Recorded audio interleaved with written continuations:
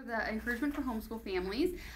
This is our panel. I'm Holly. I'm on the Family Week team, and then we have some experienced homeschoolers and then another homeschooler that's experienced but has younger kids like myself, and I'll let them each introduce themselves to you. I'm Emily Arnone. I have less experience. My oldest will both be in third grade this year. I have a preschooler and a non-schooler. Life.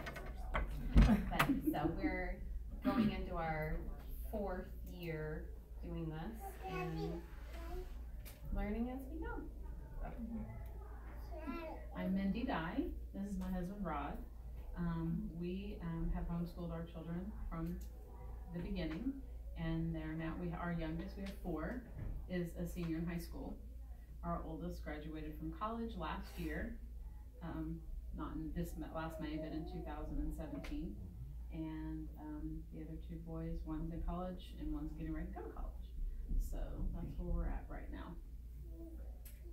I'm Candy Roberts, and I have 4 children, and they're even older than Mindy's children. I have one that's 31, and he has 3 children, and he and his wife were both homeschoolers, and they met after their senior year at the prom. They both came back. He came back to help, and she came back with a friend, and that's how they met, and they have 3 kids, and they're just doing great. I have another one. Austin is 29, and he is in Ireland on the mission field. And he has his master's, and he's going to work on his doctorate in missiology. When he gets back, he'll start that.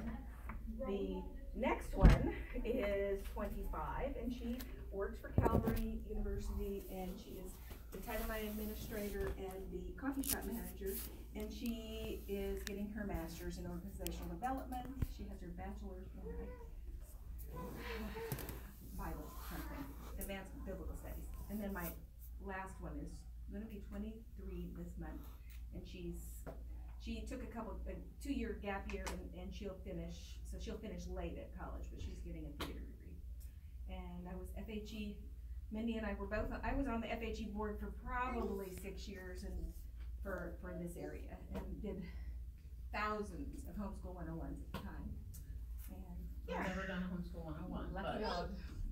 The first one was unnerving. The second one was, a little tense, but after that it was a breeze. Yeah, it's a breeze. It is fun. It's fun to do this. And I brought a lot of material. All of it over there is free except the green books on the end. And those are the first things first from FHE, but they're all free. Take any of it except for that blue book.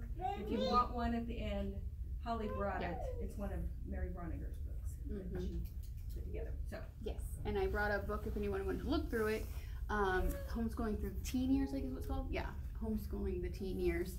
I've just passed on most of my homeschool books that I started with, so that's what I have right now because I have a teenager.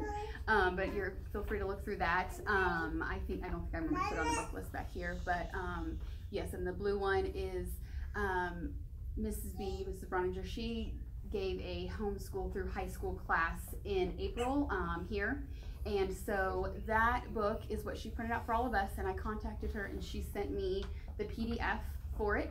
So anyone who would like a copy of that, because it is full of tons of information, I'll take your email address and I can email it to you, and she is fine with that. She just said, hope it's an encouragement. But I guess I should tell about my kids too. We have 2 kids. This is my husband Curtis. We have 2 kids. Victoria is a junior, and she was in public school first. So we haven't homeschooled the whole way with her. We pulled her out after 6th grade. And Christian is going to be in 3rd grade, and of course he's been homeschooled since the beginning. But so we kind of have a perspective of what it was like to be in public and why we pulled. And so if you have questions about that later, feel free to ask. But I just thought we would start out because encouragement for homeschool families is such a broad topic. And when I asked people what they would want to hear, we also got requests for very practical things such as hours and HSLDA, things like that. So I thought we'd just kind of start with encouragement, and then move on to answering any questions and kind of going over a little bit of the technical side of things. So first, we're just kind of going to go across our panel talking about our top 3 pieces of advice for homeschooling, and we may end up having some duplicate things just because, yeah, it's things we've heard. Some of it, and you have these packets so you can take notes for anything we say. And then some of the things I found as I was pulling stuff from blogs that I like, when I kind of put this part together, the last page, I thought, oh, well, I think they've covered my things I was going to say. But that's good, though. We all have kind of learned from each other along the way. In fact, Candy taught the 101 class that I went to when I started my homeschool journey in wealth of information. So that was, I was at Mardell back when we were at Mardell. And I promised myself I'd keep my trap shut unless it was needed. So for myself, my top 3 pieces of advice that I have, number 1, don't compare yourself to public school or other homeschoolers. So for me, it was hard when we first started not to compare what we were always used to. You know, if your kids have ever been in public school, or they are now, and you're thinking about homeschooling, or you have family members that are public school, don't try to replicate that at home. Don't think that that's going to be at all what it's going to look like. So don't compare yourself to that, but also don't compare yourself to other homeschoolers. I have fallen into that a lot too. Don't try to keep up with the Joneses. You don't know what their family life is like at home. You don't know how their schedule looks. You don't know, they may look like it's all together, but they're going completely insane because they've overcommitted, which is one of my other things. So don't try to keep up with all of them. And what works for their family is probably not going to work for your kids. They're not going to be interested in the same things. They're not going to learn the same way. They're, my son and my daughter are completely different, so I try not to compare them, which is really hard sometimes. We're used to that as parents, but I think when you teach them too, it gets even harder to keep that separate. Remember that they're not going to learn the same. You have to change curriculum. You're going to have to do all sorts of stuff. And then number 2, don't isolate yourselves. Find a co-op or a group. So Victoria goes to IPA, which Mindy used to run. And I'm sure both of your kids have probably gone. Did your kids? Yeah. I started IPA. Yeah, you started. Okay, yeah. So, yes. Yeah. It's a great co-op, and when Christian gets older, he did it last year because I helped in a class, and because of his learning style, he's just not doing it this year. It just didn't work for us, but Victoria's continuing. So, and when he gets older, we'll try it again when it might work for him. But I have met other moms there. Sarah, we may go to church together, but we also go to co-op together. So, and I met Mindy there before our churches combined. So, and I have other moms that I've been able to connect with, and we talk while our kids are in class, and we're able to just kind of encourage each other and help each other and vent to each other. So that's important. And then my number 3 would be don't overcommit yourself or your kids. My daughter is a high achiever, and she's driven, and she wants to be in everything. And it's so hard to say no to her, but I have to say no to her because our family would lose our minds if I didn't. And she would not. She would just keep going until she burns out. So even if your kid is driven, be that person that just says, we just can't do this because you need breathing room. If you don't, then you'll burn out. And I really felt like that probably a couple years ago, and I was like, I can't do this. I can't homeschool anymore. It's just too much because I was doing too much. So those are my 3. Emily? So most of mine are heart issue, probably because that's where I'm at right now. But one thing that I've heard several times since the beginning that has really stuck with me and that I have to remember is that God may call you to homeschooling not for your children. He might be calling it because he wants you to be learning some things through it, or lots of things through it. And so I've really felt since the beginning that it's a very sanctifying process for me. And like even one of my children, I look at her and I think you would thrive in public school because of your learning style and just the way that you operate around people. And then I have another one who I'm like, I'm so glad you're not in public school because it might be just, she has some learning disabilities and she's right where she needs to be. But at the end of the day, I can really come back to, well, God called me to homeschooling, yes, for my children, but He wants to work on me as a mother and as a human. I have so much to learn and so much to grow through teaching them and learning about patience and, just refinement of the person. And so that encourages me on a regular basis. Also, just remembering that if you're in the middle of trying to make that decision, if you're still on that front end, or even if you've been in it for a few years and you just haven't done this, setting your goals and your mission for homeschooling and keeping that in the forefront of your mind. People have a lot of reasons for homeschooling. Maybe you do it out of necessity, or maybe just you think it's cool, you will be cool, or you want to learn along with your kids, and they're all good reasons. But making sure that you've prayed through that, and then it's something that God has called you to, because people, I hear all the time, I could never do that, you're so strong. Well, I'm really not, and you could too, and really none of us can do it on our own. It's if God's called you to it, He's got a purpose for that, and He's going to guide you in that. But keeping it in mind why you're doing it, and keeping in mind why you're called. And so I have a few things that God laid on my heart before we ever even had children. I had no experience with homeschooling, but I don't know, out of the blue, He just said, this is what I want you to do, and this is why. And so when things get hard and I start to hear lies in the back of my mind, and even from people that are close to me, this would be a lot easier if you just went this other path, I can come back to, well, this is what God told me, and this is why He told me to do it. And so just keeping that mission in the forefront of your mind is good and important. And then my third one piggybacks on that, having a support system. Even if you're an introvert, you still need somebody. Because you might feel like, wow, I'm doing this all wrong and no one else has this experience. But I guarantee you, if you find other homeschooling parents, they're going to say, yeah, me too. They're always going to do that.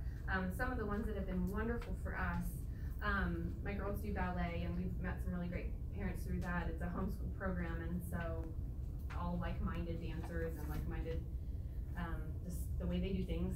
We do Lee Summit Home Educators, which is a co-op on Tuesdays that meets in Lee Summit. And we like that one because it picks up all the things that I don't feel like I can mimic at home, like a concert and a yearbook and lunch in the cafeteria. Like, those are things you can't mimic at home. They have a music class, and they do science experiments, and so that's been a really fun thing for my girls. And then the most practical and probably the highlight of homeschooling for us the last 2 years has been a little nature club we do. There's 7 families, and they've all of us have been like-minded in saying, yes, we want to commit to this, and we don't want to be wishy-washy. We will meet every week at this time and at this place, and we won't miss. And it's free, and we go to different places around the city. We've discovered tons of trails that I had no idea. I've lived here my whole life. I had no idea they were there. But the kids, they've met with these kids on a regular basis, so they've made friendships with kids that they know they're going to see every week. And so over time, they build those relationships. And then as the moms, like, we're walking too, and we get to have conversation and say, oh, things have been hard this week. Oh, yeah, tell me about it. And oh, let's bounce ideas. And that's been great, because I hear from a lot of people like, oh, the co-ops are expensive, I can't afford it, or, there's lots of different reasons. But something like that is free and very practical, and it meets a need. Kids get their energy out, and everyone ends up going home feeling refreshed. So, hooray! Okay, so mine, similar to a couple of theirs, but the one thing I want to tell you, and because I'm where I'm at, and I don't know where you guys are at, but don't be scared of high school and college. I think that is I hear that a lot. And even in the last couple of months, I have a friend that's saying, oh, what do I do? Or, don't be scared of that. It's not hard. It's not, it is a little hard, but it shouldn't be scary, because, you have these people that you want to have the best for them, and you want them to succeed in life. And so I would say just seek out resources, and if you're involved in a co-op or something, there's people like Mrs. Browninger, who has just a wealth of information, and Candy has that too. So just seek out just resources that will help you. It's really not that scary, and I think people do stress about that a lot when they get to that you know, that middle school age, then they start thinking about, well, we're gonna put our kids in school because we just can't navigate that. And it scared me at first too, and I think the thing that scared me the most was we didn't have the resources, the counselors that were gonna help you get the scholarships and the stuff for college. And we didn't navigate that well with our kids. They did get scholarships and things like that based on their ACT and some sports ones and that sort of thing, but you know, it is a little bit harder, but don't let it scare you into not doing it. So that's one thing I would say. Another thing that, as I look back on my homeschooling of my kids, I didn't do a good job, so I would say of this, take time for some fun. I didn't do that well. I was focused on, we need to get these lessons done, and this is what we have to do today, and I didn't take time for them to have fun. I didn't take them to the zoo. I didn't take them to do fun things that we could have done. So I would say, I would encourage you to take time for some fun with your kids and not make it, you know, all about, and that fits in with your hours. You can make that work. It's just, so that would be one thing I would say that would be one of the things that I would encourage you to do. And the other thing is the same exact thing they said was to join some sort of group. We were involved not only in our church, our kids were highly involved in our church, whether it was, you know, from the beginning on, but the youth group was a really wonderful thing for our kids. You know, find a youth group that your kids connect with and that they enjoy going to, where there's activities for them to do, mission projects. I mean, just, you know, that's a good thing. Our kids were highly involved in sports, and there's a wonderful sports program in the Kansas City area called the KC East Lions, and they and there's other ones too in the area. And that was good. but our kids connected with other kids. Our daughter played volleyball. Our boys played basketball. They have football and baseball and soccer and all the things. And so and a lot of different ages, but it's fun for the kids, and they really enjoyed that. And that, I think, we moved from one state to another. We moved back to Missouri when our daughter was just starting her freshman year. And I feel like that homeschool, that sports organization really helped the transition for them. They weren't involved in, well, she wasn't involved in sports when we lived really in Mississippi, but when we came back here, she got involved and she wanted to play volleyball. And one of the girls on the team just kind of took her under her wing and said, you can be my, you know, stick with me today in the very first practice. So it's a really neat, that we were also in the co-op. I was the administrator for the co-op, Independence Preparatory Academy, for 7 years. And our kids, that co-op is more academically driven. There's several co-ops in the area that are different. Like if you want like some, what are those, the classes? Academic enrichment. Enrichment classes, yeah. And as opposed to academically driven. So the Independence Preparatory is definitely more academically driven. That's why it's called a preparatory academy. So that's what we chose, because I didn't want to do science experiments at home. It was much more fun for them to do it with a group and with a teacher teaching them. And I wasn't good at writing myself, and so I felt like my kids needed someone else to teach them how to write. And so there was that opportunity there, and as well as a whole lot of other opportunities. And then, of course, we have been members of HSLDA, which is the Legal Defense Association, and I would encourage you to do that. It's not that expensive. Candy was even mentioning they have a lifetime membership if you have young children and you intend to homeschool for life. You might consider a lifetime membership with them. We just pay $10 a month, and you have legal aid at your fingertips at any moment of any day. And paperwork's over there. Yeah, there's a lot of paperwork and pamphlets over there that talk more about it, but it's a really neat organization. And the couple times that I've just had to call with a question, I didn't have anybody knock on my door and say, what are you doing? And we want to come in and look at your kids. I've never had that. And now my kid, it can happen. It can happen? It can happen. It doesn't it doesn't happen very often, but it can happen. I'm sorry? Certain states are more prone for that. Yeah, in Missouri we haven't had a lot, but there has been some, and I there's can been tell some you cases. lots and lots of stories, and yeah, it's HSLDA will come in, if you follow the state law, HSLDA will come in, and they're a lawyer on retainer for you. Yeah, they really are. They really are. For $10 a month, you have Yeah. literally a lawyer on retainer, and it's just, it's a peace of mind, And if you really. don't want, and if nothing ever happens, hallelujah, but if something does. you're Yeah, it's gonna like have peace of insurance. mind now. Yep. It's Yep. the cheapest legal insurance in the world. Yeah. Okay. Yeah, so it's a really good, yeah. So, anyway, that's what I would say, is get involved in some group, so that would be my third reason, so the same as them. Okay, my first one would be to remember that the spiritual part of raising your children is the most important part. And to not ever keep your eye off of that in everything that you do.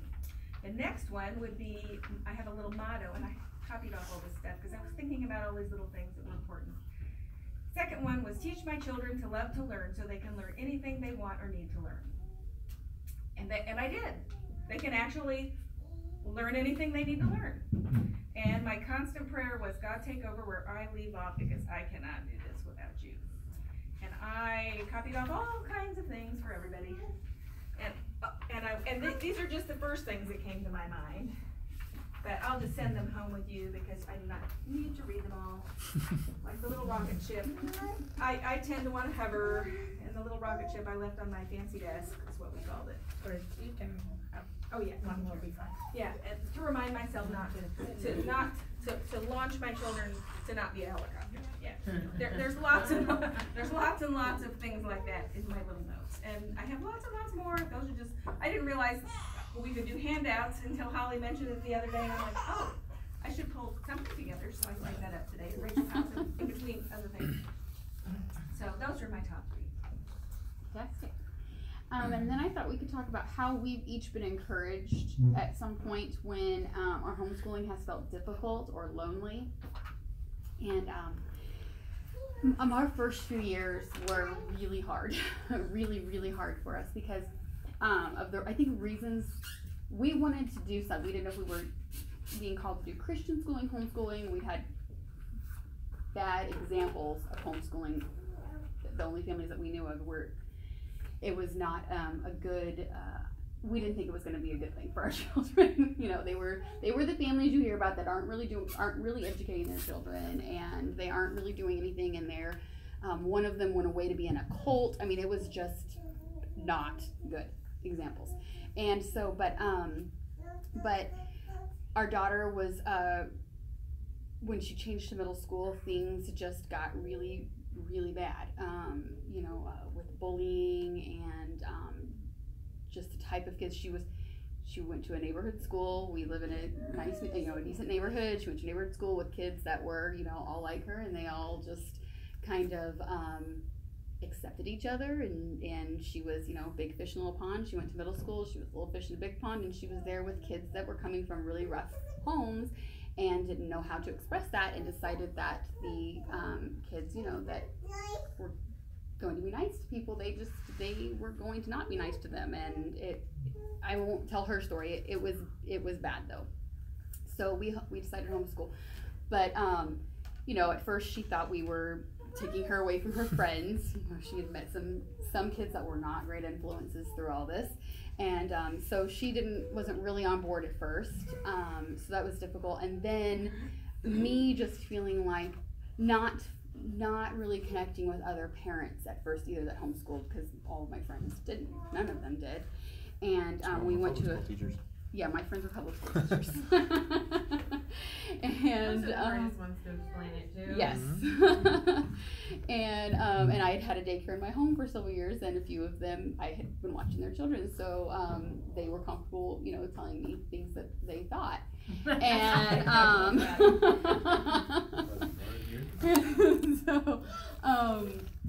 so it was hard. And but I worked at Mardell part-time. That was hard too, working part-time and homeschooling. It can be done, but it is difficult working outside of the home when you homeschool. But I met some wonderful people there. And so one of my examples would be a gal that I worked with, that these ladies know, Janelle Bird. And she is a free spirit, and she's hilarious. But I hadn't really been talking about it at work. I wasn't venting or anything. I was just at home, and I think I posted something on Facebook about just being really overwhelmed with trying to figure out our curriculum. I was trying to figure out lessons, what curriculum, all that. I was at a breaking point. And she, and I guess I say this so maybe if you see friends that are hurting, you can help them. She just stopped by my house. Like, I didn't even know she was coming by. She came by with a candy bar and a hug. And that's all she did. And she was just somebody that was there. And so if you see someone that's having a hard time in homeschooling, that's something you can do for them. But then some other things that I found that really encouraged me was reading blogs. I did find some homeschooling blogs that were uplifting and encouraging, and there are a ton out there that you can read and really just get kind of, they give you an inside look of their home, because we don't know them, and a lot, not all, but some of them will really be candid and say, I just had a really cruddy day and it's just really hard right now. And those are the ones I like to read because they're real, and it's like, okay, I'm not the only one who feels like I'm completely failing my children today or this whole month, or whatever. And so it's nice to hear that you're not the only one that feels that way, and you're not feeling, and usually when you read these blogs and they start out that way and they come around, but you're not feeling. Because like Emily was talking, the heart issue, God called you to this, and there's a reason, and I've learned a lot through it. I've learned a lot more patience and grace towards my children. I've always been very hard on Victoria, and I've really backed off on that. I think a lot since homeschooling. I've learned to show her a lot of grace. And she's not a bad kid. She's a really good kid, but I think because she's always been so driven, I've just been like, okay, let's go, and just pushing her. And so yeah, just I guess that would be how I have been encouraged by others, the blogs, and taking time for myself. Curtis, I think, and at first he's always worked really long hours. We've been blessed with him having moving jobs, doing similar things, but moving companies, having better hours, and that's helped this past year. But food pantry. Well, she didn't know where a food pantry was. So she had to Google local food pantry. Well, she didn't know where a food pantry was. So she had to Google I mean, he worked and I did homeschool, and that was it. But 2-3 years ago, probably, a lot of things changed just in our marriage, our home. A lot of things happened and changed, and he's been really great about letting me vent. So make sure you have someone you can vent to, but taking time for myself. And because I always thought that was selfish, I'm a stay-at-home mom, and that's my job, is to raise my kids and to teach them. And I thought I was being selfish by wanting time for myself, but it's not selfish. Your kids need you to do that because they need you to not be crazy and to be calm. And so even if that's just going to the grocery store by yourself and just telling your husband or your mom, hey, can you please take my kids because mom, husband's at work and I have got to have 5 minutes of sanity. Or calling a friend, if I had a homeschool friend that called me up and said, I just need some time, we've taken the Rogers kids before, and just take time for yourself. Okay, that was more than one thing, I'm sorry. Earlier, I think I said I was in the LSHE co-op, and that was wrong. It's called DHA, Discovery Homeschool Academy. But the thing that's been really encouraging to me is I am in the LSHE, which is Lee's Son at Home Educators. It's just like a little membership thing. You can go to whatever you want to or not go to. You can be as involved or not involved as you want. But one thing that has been so great for me has been just joining their Facebook group, because people will just post on there random questions about, hey, I'm looking for a new math curriculum, this isn't working, and 10 people will respond. Or, is it just me, or has it been really hard for your kids to concentrate today? And 10 people will respond. It's just people with the same mindset doing the same thing you are, and it's been so encouraging to me. When we first started, because I had known since, before my children were here that it was what I wanted to do, I got all gung-ho the first, the minute my kid turned 3, and was like, this is easy, we're doing great, we don't need encouragement. And then we had 2 more kids, and then what are we doing, and what were we thinking? And so I've needed a lot of encouragement the last year and a half or so, and there's other moms out there that look like they have it all together, but then you see them post something and you're like, oh, I'm really glad that they're messed up because I was really intimidated by them. But great, now we have that in common and it can be an encouragement. So that has been a really big encourager to me.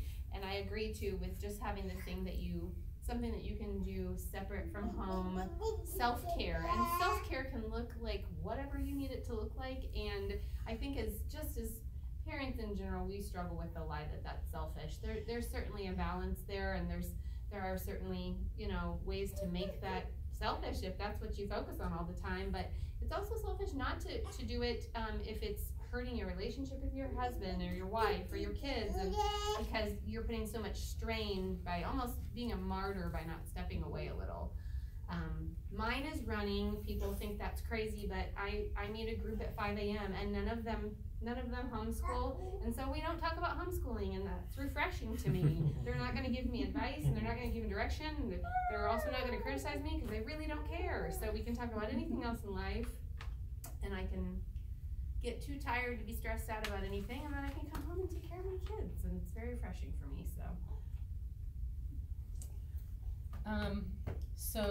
I said, when I started, it was kind of an interesting situation. We lived in New Hampshire, and our daughter was signed up to go to kindergarten, and for whatever reason, and I was involved in a Bible study that there were homeschoolers there, so I knew of homeschooling, but I didn't know a lot about it.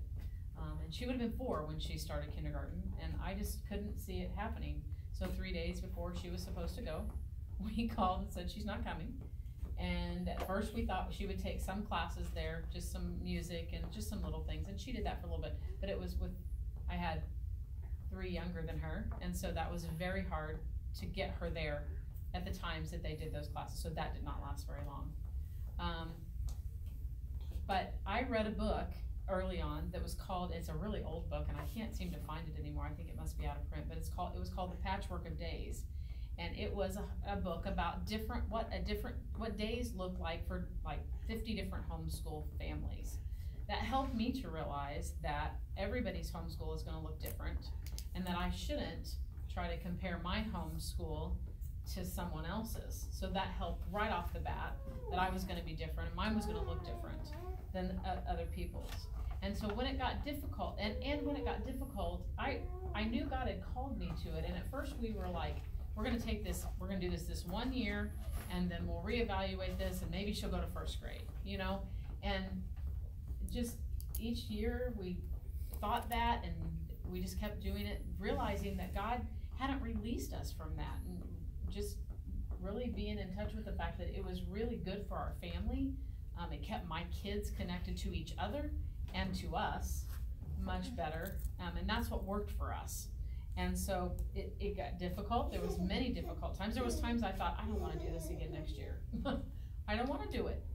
But I kept praying about it and realizing God wasn't releasing me from it. And then we end up with high school graduates.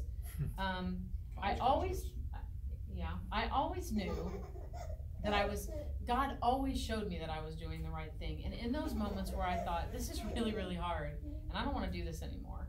And that happened more as they were older, not as much as when they were younger, but when they were older, I was just like, I just can't do this. It's not, but there would be something that would come up. It could have been somebody who homeschooled or didn't homeschool that gave me an encouraging word about either my kids, or my kids would say something or do something that I'd be like, oh, this is the perfect, thing. This is why we homeschool. This is the, or their behavior would be such, or you would hear a scary news report and of a school shooting or something that happened, and I think, oh God, thank you so much that I am not in that situation, that my kids don't have to deal with that.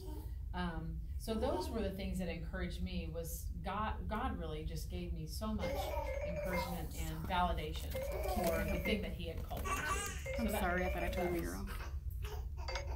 All of these things, plus the MPE conference was very encouraging to me. The what? MPE conference. MPE? We'd just go to the classes and You might have to explain this. Yeah, say, why don't you explain what? Midwest Parent Educators does a conference in Kansas City once a year. And I went, it was awesome, and now I babysit for my children to go, and it's just, I needed that. I needed the classes. It motivated me. We used to do youth work many, many years ago, and we'd go to the youth workers conference, and we would be better youth workers when we got back because we were motivated. And when I come back from an MPE conference, I'm a better homeschooler because I'm motivated. and you hear all the great stories, and you listen, and you get to pick the classes you want. It's kind of like what we've been doing here. You get to pick the classes you want to go to, and it's wonderful. I mean, that was wonderful for me. I was thinking of several of the things that you all mentioned, but in addition to, I always went to the conference, and it was always a very good thing. Yes, conference is good, and they have an encouragement day. And I haven't been to the encouragement day yet. Have any of you? Yeah, it's really good. I haven't been to the conference, but I've made it to the day. It's rejuvenating and encouraging, and yeah, all of those things as well. So that would be something you can look into. Just look up Midwest Parent Educators, and they should have it listed on their website. Both days. Okay, and then we had, I'm not sure who asked about hours, so I'm not sure if it was anyone in here, but I can let Candy go over hours. Oh. Let me show you how I tracking. Well, I'm going to cover the whole thing just because I do this in a fairly quick way. Sorry. I don't know what this is, and I hope it's okay that I erase it. All right. Here's how I think about hours. All right. We have 1,000 hours, which is nothing. If you count them, when you count them, you can usually get them done by March or April. And when you get done counting your 1,000 hours, you don't have to count anymore. But of those 1,000 hours, 600 of them have to be core hours. 400 of the core hours have to be at the home location. When you think about a home location, if you're getting your child tutored for Mary Broniger, the home location for that math is Mary Broniger's house. So I count that as core. So home location. If it's at grandma's house or grandpa's house, if I'm teaching my child or my grandson something, then it would probably be British literature or something. Then I would count it there. And my litmus test is always, could I stand before a judge and prove to the judge that would be legitimate? And I think I could convince any judge that would be legitimate. 200 hours can be anywhere.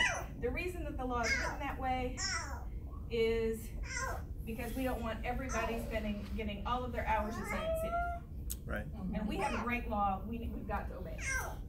So then we have 400 hours of non-core, which can really be anything, but you can also have more, you can have more core if you want to, but I don't recommend it because we want to be well-balanced people.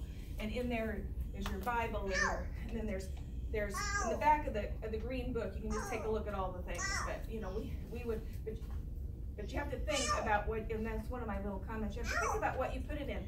When we took our kids to, let me give you an example of when they were in a Shakespeare drama, we would give them theater. You could do theater, but we gave them literature credit, because if they're memorizing Shakespeare and they're doing that sort of thing, then we gave them literature credit. But any other drama we did not. We just give them non-core. Now, if we're doing BSF, Bible Study Fellowship, if you're reading the Bible, which is a piece of literature, and answering questions about it, I gave them core credit for BSF. To me, I could convince any judge that the Bible is literature and that they're answering questions about this literature. So that's the hours, and it's very simple. What's that? It's very simple. It's very simple. Very, very simple. And when you go to do the hours, and I tried to stop by and get a planner. I always went to Walmart and let the kids pick a planner that they liked for the year, and every Sunday night I would write it down, because Mary Broniger might call and we might go to the symphony because her husband plays in the symphony, and we might get free tickets, and so by golly, we were going to change our whole week. So I only did a week at a time because I was more of a loosey-goosey. I mean, I was serious about it, and we did our stuff, by golly, but I also knew when to take advantage of every opportunity. So in those planners, in those student planners, and not everywhere has this kind, you've got 2 pages, and like I said, I tried to. You got Monday, Tuesday, and Wednesday, Thursday, Friday, and then Saturday, Sunday. So this is how I did it. and it was worked for me, and you can also pre-print it out, hang it on the wall. But, so, each one has about 10 lines each day, and I would write, like, math. And then I would write the assignment for math, because there's plenty of room to write that. And then it had a little place to check it off and a little line over here. Well, the little line over here, I would say 30 minutes. And the little line over here, my kid would check off when they were old enough. They would check off that they'd done it. So, down here, on Saturday, Sunday, I would write the Sunday we went to church, because that is non-core. And Sunday we went to church, but down here I would write core and non-core for the week.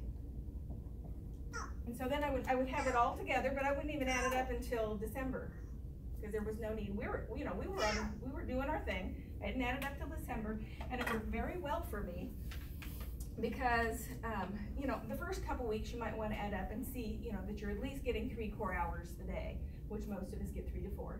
And if you're doing 3 to 4 core hours a day, you'll be done because of other things you're doing. Like if your kid's in robotics, you're probably going to give that kid some non-core or non-home core time. I would for science. And if your kids, or if your family decides to watch the roots, all the roots, if you're doing the Civil War, you might, you're gonna end, and you might end up doing that all night long. My kids would do crazy stuff. But if I had all this on here, and I would write it, and then at the end of December, I would add it up, and then I would add it up again in about March. We were usually done. So the year goes from March to. The year is July 1st to June 30th. The year to June 30th. And and I just wrote down the major things that we did in the summer. I didn't, like, if we went on a trip to Europe one year. And we gave them all, there was all kinds of credit for all kinds of museums and all kinds of other things. So when you're traveling, of course, oh yeah, exposing them lifetime of absolutely. So when we did that, we would give each kid had a major city that they had to tell us how to get around in. Mm-hmm. And there's so many things. Do the research and so many things you can do. What do you want to see there? This city's your job, and if you're in Paris, you might want to go to the Orsay Museum, you might want to go to the Louvre, you might want to go here, you might want to go there. That kid starts looking at those things and picking those things for your family, and you get lots and lots of hours. So I'm not going to not write those hours down for in the summer. If we go to a symphony in the park, or if we go to something, some special things. There's tons of special things. My kids are on the swim team, so we have an hour of PE every Oh, morning. we do. Yeah, there That's you go. what we did with basketball. Yeah. Absolutely. Yeah, we did dance forever and ever and ever. So yeah, and multiple other things. So anyway, you have those hours, and you chart you chart the main hours, and but then we always started the day after Labor Day. That was just when we started, because that's when I wanted to start. And yeah, that's when we so started. by June 30th, by about that you start then. I was usually Like if done. I'm starting, let's say I'm starting in the mid-August, so I have until June 30th to complete the 1,000 hours. That's right. Okay. And you'll discover that you're done at about in March or April. And then when you're done with that child and their hours, don't keep any more track. Write down what they do, because that's their planner, that's what they're checking off. But you don't need to keep track of any more hours yourself, because that's not, once you get to 1,000 hours, you don't have to track anymore. And you'll have the log if you need to, because of the way the log reads. That's how I did it. You can also do it on the computer. The problem with some of the computer programs is it doesn't leave you room to take advantage of cool things, like you were talking about. I took advantage of the cool things, maybe too much. I didn't. But I couldn't have. I couldn't have taken too much, because they were all fascinated still with learning and love learning. So it couldn't have been too bad. We do it on paper, but then I put it into an Excel spreadsheet that's been created for us that has the hours, home, and away core, and then non-core, and breaks it down for you. Yeah. It just keeps it running tally. And some people like that. I liked having the paper. I like the paper too. I'm just both old school, because yeah. I'm I decided not, after the kids got older, I used to keep it all on the paper it was actually in the back of one of those books that I kept it all on every month. But after I had so many, and they were all, I just couldn't do it anymore. So I just tallied it up at the end of every week and did a running total, and I just did the calculator and put it down at the end of December. But the other thing I did was I evaluated every month, because you'll see in those planners there's some blank spaces between each month, and I did my evaluation there. And you don't have to track until they're 7. Yeah. And then you can be finished when they're 7. When they're 16. But well, okay, when they turn 17. Oh, okay. But right? you want to go Or on when ahead they turn 16. and at least, but you want to go ahead and at least thought it pay was attention to 17. what they're taking, because you'll need it for their Yeah. transcripts for college. Yeah. Oh gosh, yes. Yeah. So we just kept it. By then we were on a roll. And by then they were all taking college courses their senior year anyway. Oh, ours do that too. That's one thing that we did do too. Senior year, they took college classes. And I wrote that in my notes. Yeah, at the I felt like, college. and I'll tell you why. I wanted them to learn to be successful in college under my roof. That's And the they, exact reason we all did were. it. Very much so. And our college kids have said, we're glad we did that. Yeah. And Callan's going in with more credits than the other 2 did. Yeah.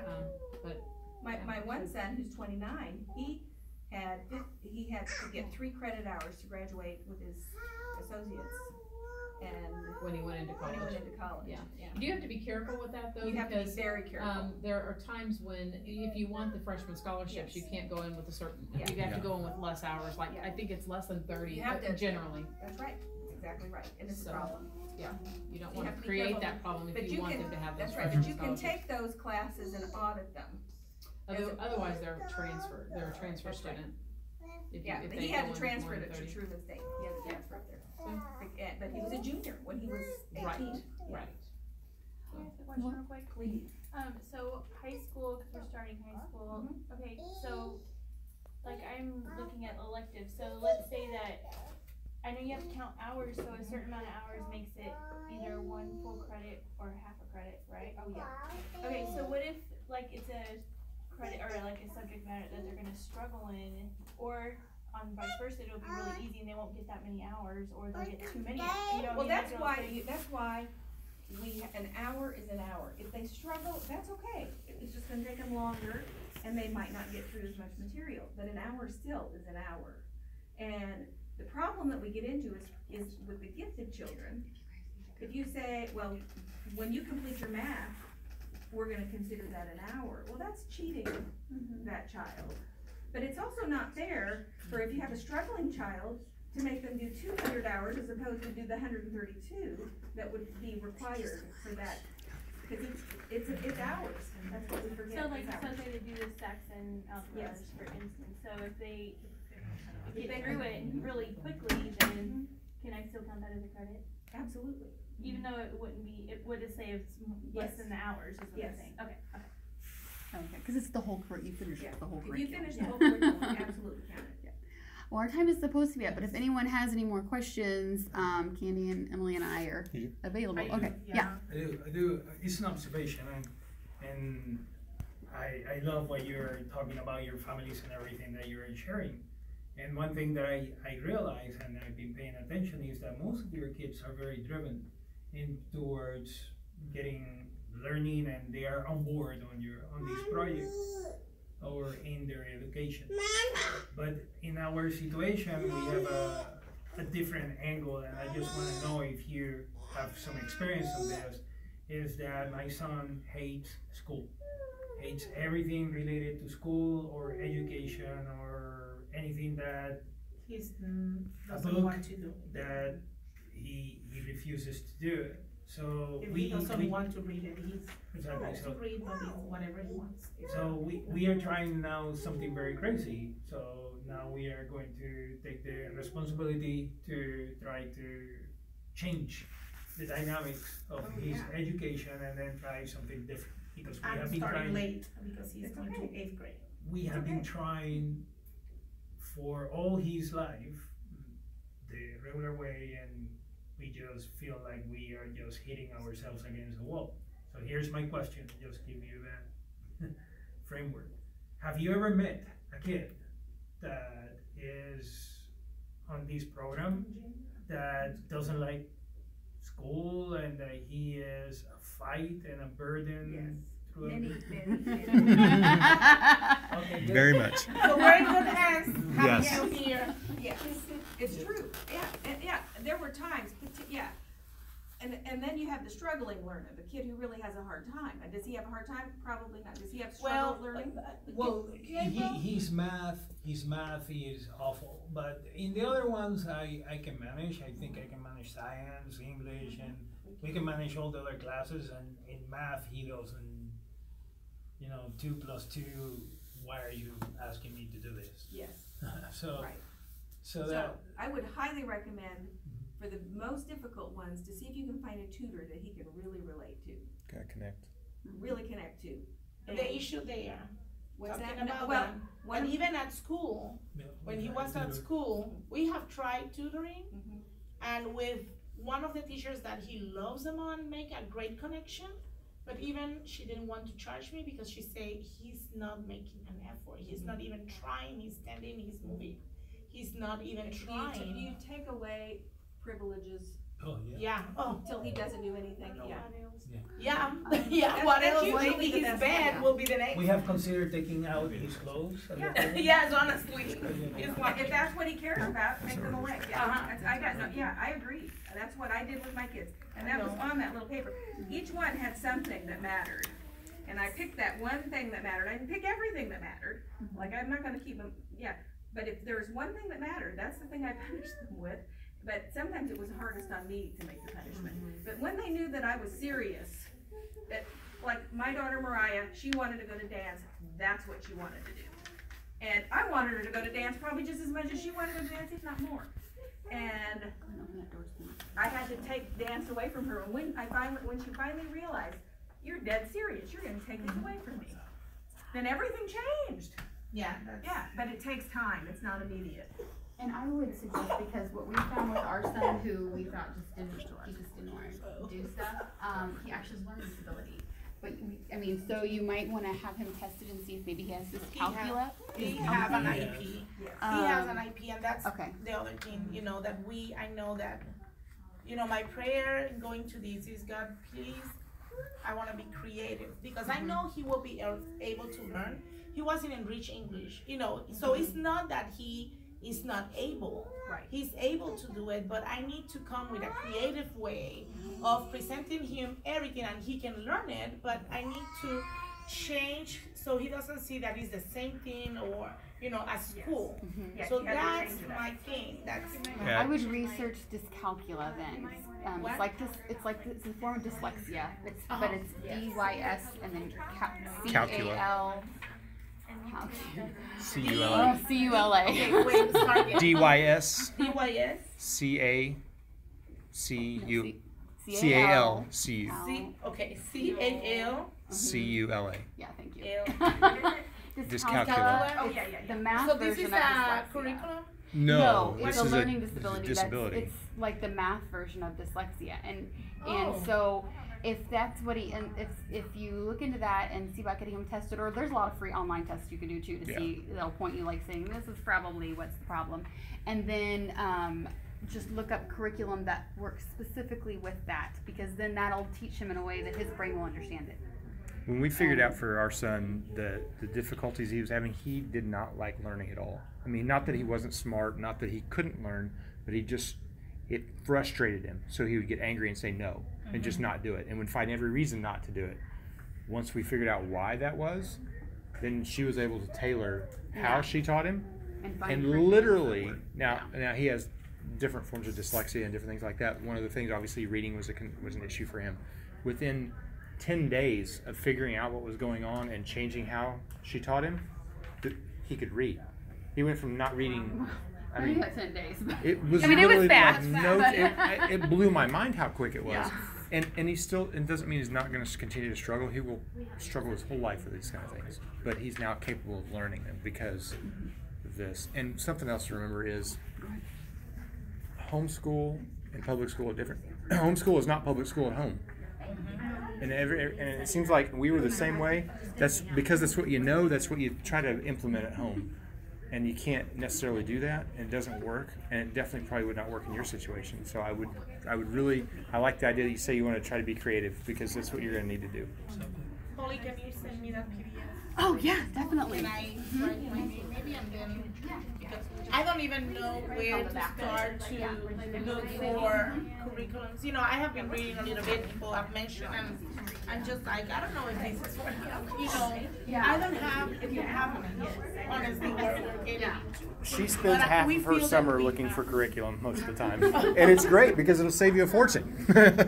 Yes. My friend, Mary Broniger, will even test your child. She has her master's in education.